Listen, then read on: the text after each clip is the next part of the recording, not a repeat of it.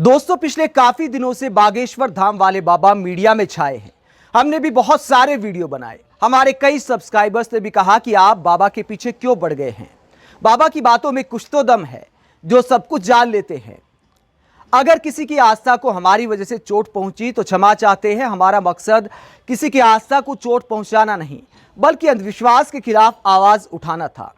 बागेश्वर धाम बाबा पर ये मेरा आखिरी वीडियो है और इस वीडियो में मैंने पिछले कुछ दिनों में जो कुछ मीडिया में देखा, बाबा के कई सारे वीडियो देखे, तो अपना जो तर्क है वो रखने की कोशिश करता हूं और फिर कहता हूं कि ये आखिरी वीडियो है और ज़रूरी नहीं कि हम ही सही हैं।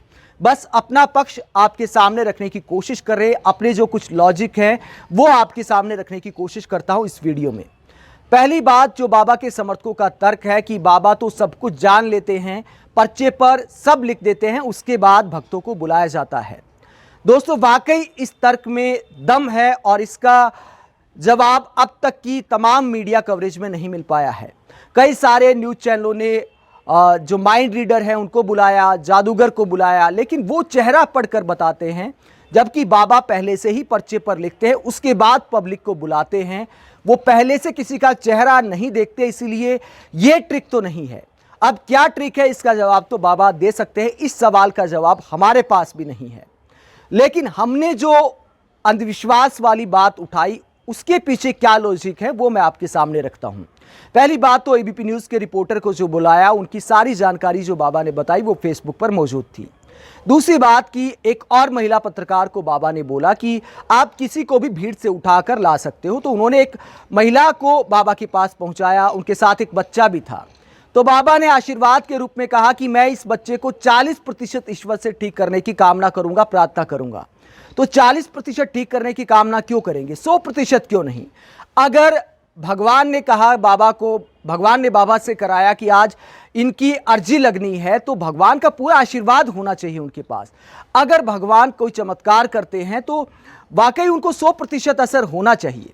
बाबा कहते हैं कि मैं समाधान की गारंटी नहीं लेता, मैं सिर्फ नाम बता देता हूं, जानकारी दे देता हूं, लेकिन पूरा असर होगा ये मैं नहीं कह सकता। अगर बाबा, और दूसरी तरफ बाबा कहते हैं कि मैं नहीं बुलाता हूं, ईश्वर बुलाते, तो ईश्वर जिनको बाबा के दरबार में बुलाते हैं उनके ऊपर तो 100% असर होना चाहिए।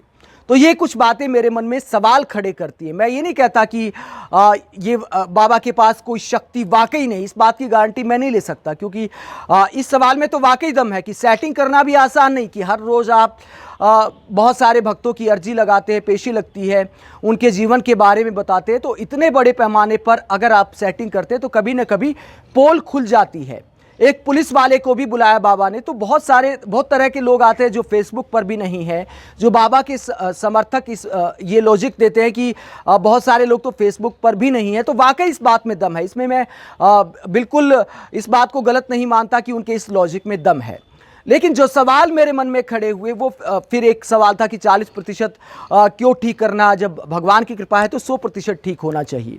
इसके अलावा बाबा जो बात बात में आवेश में आ जाते हैं। अगर नागपुर से चैलेंज मिला श्याम मानव का, तो आवेश में आए बिना, उनके बारे में अमर्यादित शब्दों का इस्तेमाल किए बिना बाबा को चैलेंज कबूल करना चाहिए था। श्याम मानव जहां बुलाते वहां जाते और ईश्वर की कृपा दिखाते, उसमें डर कैसा?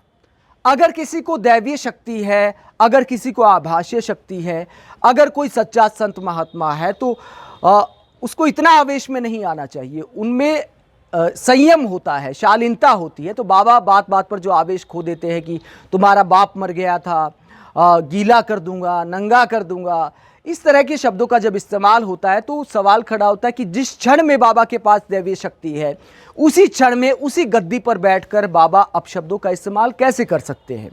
तो ये सवाल एक पत्रकार होने के नाते, एक इंसान होने के नाते मेरे मन में उठे। दूसरा सवाल ये उठा कि कोई संत महात्मा होता है तो वो सबके कल्याण की कामना करता है।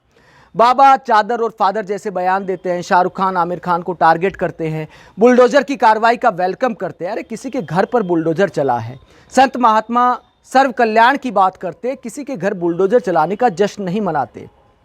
बाबा के दर पर कई नेताओं का आना जाना है, जो भी बाबा फेमस होता है, मैं बाबा की गलती नहीं मानता।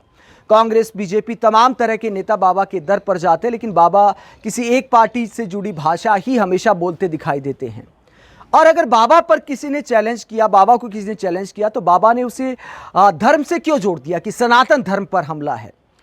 सनातन धर्म तो ऐसे पाखंड के खिलाफ भी है। बहुत सारे महात्माओं के भी ऐसे वीडियो आए हैं। विराट कोहली जिन बाबा के पास गए थे, प्रेमानंद महाराज, उन्होंने भी कहा कि कोई चमत्कार नहीं होता है, ये सब तुक्का मारते हैं, और जब किसी का पुण्य काम आ जाता है तो वो चमत्कार मान लिया जाता है। दोस्तों, इसके अलावा बाबा की एक और अटपटी बात मुझे लगी। बाबा किसी का पर्चा देखकर कहते हैं कि फला महिला ने आपके घर के ऊपर कुछ करवाया है, भूत छुड़वाया है या कुछ भी कराया है, उसमें नाम लिख कर देते हैं। तो उसमें कई सारे लोगों के वीडियो का तो मजाक बन जाता है, पूरी सोसाइटी में एक्सपोज हो जाते हैं। तो बाबा अपने प्रचार के लिए किसी के व्यक्तिगत जीवन को सार्वजनिक क्यों करते हैं?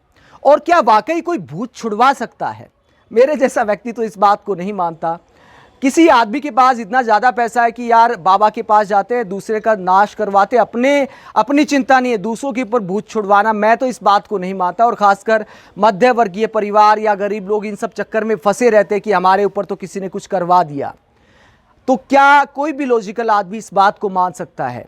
तो ये मुझे गलत लगा। और किसी की जानकारी सार्वजनिक नहीं करनी चाहिए।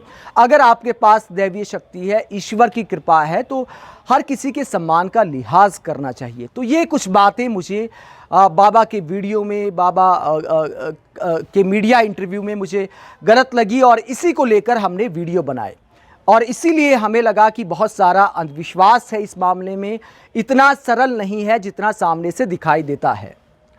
हालांकि बाबा जो पर्ची पर लिखते हैं, इस ट्रिक का अनुमान हम भी नहीं लगा पाए हैं, और ना ही बाबा की आभासीय शक्ति को हम दरकिनार करते हैं। और ऐसा भी नहीं कह सकते कि किसी संत महात्मा के पास ऐसी शक्तियां नहीं होती, क्योंकि पुराने ज़माने से ऐसा होता आया है।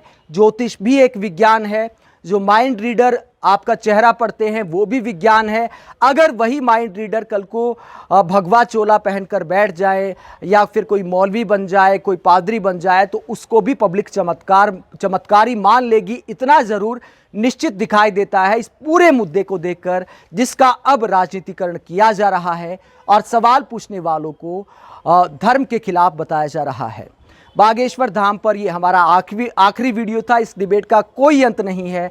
ज़रूरी नहीं कि मेरी सारी बातें किसी को सही लगें, ना ही मैं कुछ गारंटी के साथ कह सकता हूं, क्योंकि धर्म को पूरा समझ पाऊं इतना मैं विद्वान नहीं हूं। और अंधविश्वास जो मुझे लगा उसके बारे में हमने बात की, जो बातें बाबा के पक्ष में लगी उसके बारे में भी बात की। अब इस डिबेट का चूंकि कोई अंत नहीं हो सकता, तो इसी के साथ इस अध्याय का समापन यही करते हैं। आप इस पूरे मुद्दे पर क्या सोचते हैं, कमेंट बॉक्स में अपनी राय ज़रूर दें। आप देखते रहिए पब्लिक मीडिया। नमस्कार।